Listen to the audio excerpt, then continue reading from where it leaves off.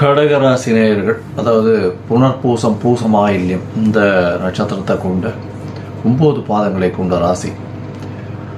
இந்த ராசியில் பொறுத்தவங்களை பார்த்தாலேனா இந்த மாதம், அதாவது வைகாசி மாதம் விஸ்வாவசு வருஷத்தில் ராசியிலேயே செவ்வாய் இருக்கிறதால அவரே உங்களுடைய ராசிக்கு மிகப்பெரிய யோகாதிபதி, 5-10க்கு அதிபதி, ஒரு திரிகோண கேந்திரத்துக்கு அதிபதி. அவர் உங்களுடைய ராசியிலே இருக்கார். இருந்தாலும் நீச்சப்பட்டு போகிறதுனால குழந்தைகள் மூலியமாக சிறு சிறு பிரச்சனைகள் வரும். அதை தவிர பார்த்தாலேனா உங்களுக்கு தொழிலில் சற்று பின்னடைவு ஏற்படக்கூடிய வாய்ப்புகள் நிச்சயமாக இருக்கும்.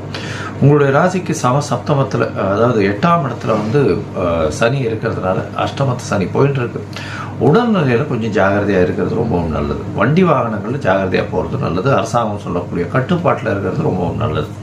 12ஆம் இடத்துல இருக்கக்கூடிய குருவின் மூலியமாக வெளிநாடு வெளியூர் போகக்கூடிய பாக்கியம் உங்களுக்கு வரக்கூடிய வாய்ப்பு இருக்குது. இந்த காலகட்டத்தில் பார்த்தாலேனா உங்களுக்கு புதிய வேலை மாற்றம் இதெல்லாம் கிடைக்கக்கூடிய வாய்ப்பு உண்டு. பண வரவிற்கு கொஞ்சம் தட்டுப்பாடுகள் இருக்கும். ஏன்னா 2ஆம் இடத்துல கேத்து இருக்கிறதுனால சற்று பின்னடைவு இருக்கக்கூடிய வாய்ப்புகள் உண்டு. பேச்சில் ரொம்ப கவனமாக இருக்கிறது ரொம்பவும் நல்லது. ராசிக்கு 9ஆம் இடத்துல சுக்கிரன் இருக்கிறது பெரிய விசேஷம். 9ஆம் இடத்துல சுக்கிரன் உச்சம் பெற்று போயிருக்கார். 11ஆம் அதிபதி 11க்கு 11 இருக்கிறது ரொம்ப விசேஷம். இந்த மாதத்தில் பார்த்தாலேனா கிட்டத்தட்ட ஒரு 15 நாள் வரணும் அதாவது வைகாசி மாதம் பாதி வரணும் சுக்கிரன் உச்சம் பெற்று போயிருக்கிறதும், அதற்கு பிறகு மேஷத்துக்கு வர்றது நல்ல ஒரு ஏற்றம். இந்த காலகட்டத்தில் பார்த்தாலேனா செவ்வாயினுடைய பார்வை சனி மேலே உங்களோட 8ஆம் பார்வையாக, அதனால் ஹாஸ்பிட்டல் அந்த மாதிரியான செலவுகள் கொஞ்சம் இருக்கக்கூடிய வாய்ப்புகள் இருக்குது.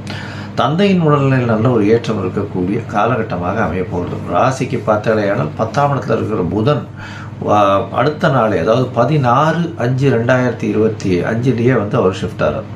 இந்த காலகட்டத்தில் பார்த்தாலேயானால் 10ஆம் இடத்துல இருக்கக்கூடிய புதன் நல்ல ஒரு ஏற்றத்தை கொடுக்க போகிறார். இந்த புதன் உங்களுடைய 12ஆம் அதிபதி, 12க்கு 11 இருக்கிறதுனால வேலையில் மாறுதல் வரும். இம்மிடியேட்டாக வேலை கிடைக்கக்கூடிய வாய்ப்பு உண்டு. வேலையின் மாற்றம் மூலியமாக உங்களுக்கு பண வரவு அதிகமாக இருக்கக்கூடிய வாய்ப்புகள் உண்டு.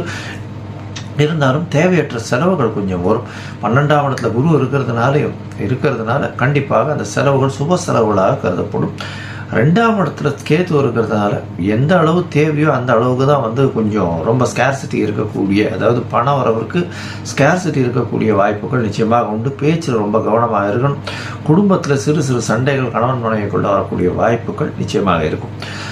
இந்த மாதம் பார்த்தாலேனா மொத்தத்தில் படிக்கக்கூடிய மாணவர்களுக்கு சற்று பின்னடைவு இருக்கும். வெளிநாடு வெளியூர் போக வேண்டிய கட்டாயம் வரும். புதிய வேலை அமைஞ்சு வேலை மூலியமாக வெளிநாடு போகக்கூடிய பாக்கியம் வரும். போட்டித் தேர்வில் சற்று பின்னடைவு இருக்கக்கூடிய காலகட்டமாக அமையும்.